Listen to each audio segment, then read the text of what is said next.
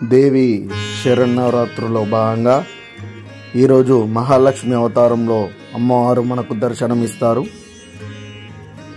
ఇరువైపులా గజరాజుల సేవిస్తుండగా చతుర్భుజాలతో ఒక హస్తం అభయముద్రతో రెండు హస్తాలలో కమలాలను ధరించి ఒక హస్తంతో కనకధారను కురిపిస్తూ తన చల్లని చూపులతో త్రిలోకాలను కాపాడుతూ అమ్మవారు దర్శనమిస్తారు.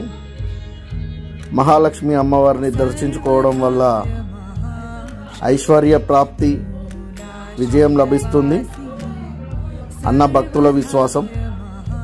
మహాలక్ష్మీదేవి సర్వమంగళకారిణి, ఐశ్వర్యప్రదాయిని, అష్టలక్ష్ముల సమిష్ట రూపమే మహాలక్ష్మి. జగద్మాత మహాలక్ష్మి రూపంలో దుష్ట రాక్షస సంహారం చేశారు.